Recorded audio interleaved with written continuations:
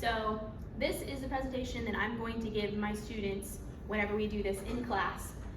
So the verbiage that you see here is directly for them specifically.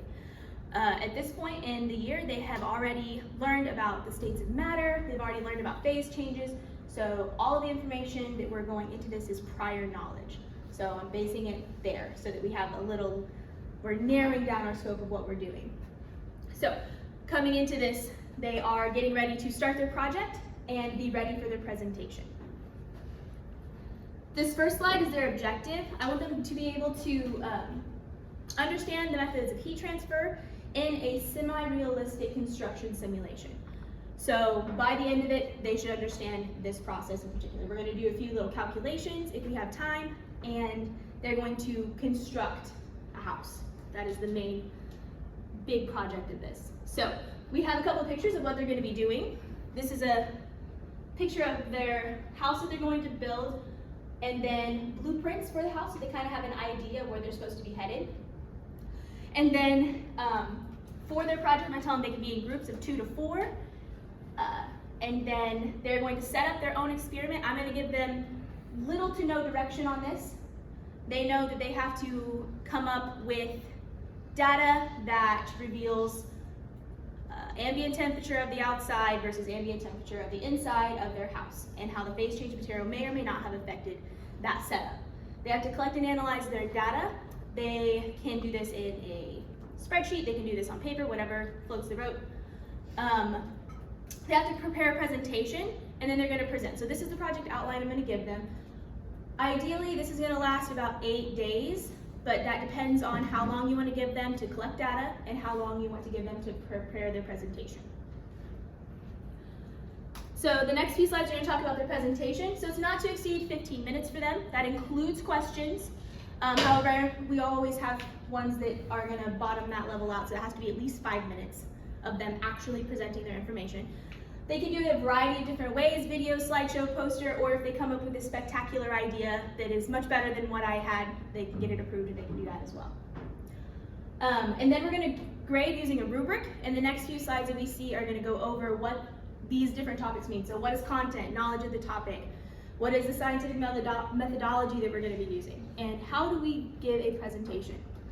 So this is what I expect for their content: introduction, experimental design, how do you set it up, because everyone is going to be different. They have to give some type of data. It can be raw data, trend lines. If we do those calculations, I want to see those calculations, I want to see graphs, those kind of things. And then they have to give a type of conclusion. They have to definitively say something. They have to have knowledge of the topic. So back to our objective, they have to understand what a phase change is. They have to know how that relates to our project. And then they also have to know what heat transfer is. So we have to be able to understand those specific three things. So those two terms, and then how they relate to our project.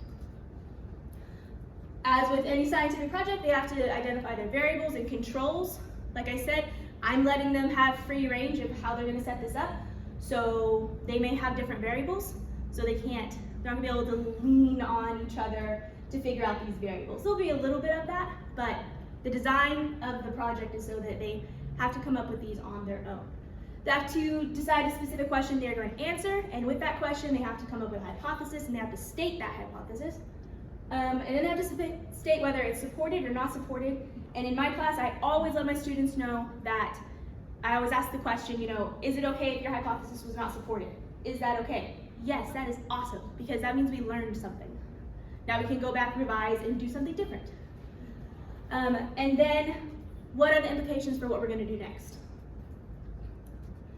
And then presentation etiquette, just sometimes we have to go over these multiple times so that students understand that they can't just come up here and read from a card. They can't just do this.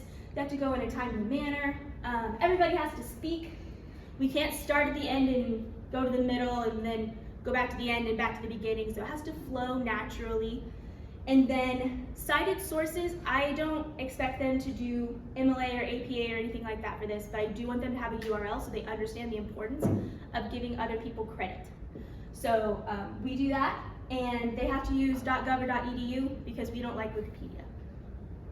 That's just my own classroom thing.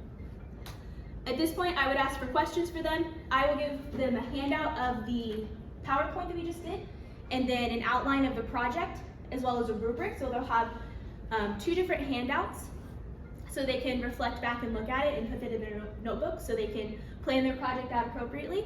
And at this point, I'm going to ask them to get their materials out. They're going to need a notebook and pencil and their computer. And we're going to set up our virtual lab so they can have a little reminder about what phase change is. So I have this directions on to get to McGraw Hill, and then they're going to do that assessment and collect that data, and then we're going to have a little dry run of collecting data and doing graphs, so we have that good reminder. I'm using McGraw Hill. There's also one on the FET or PHET website. I found one on that, and that's linked into this presentation as well. And that's it.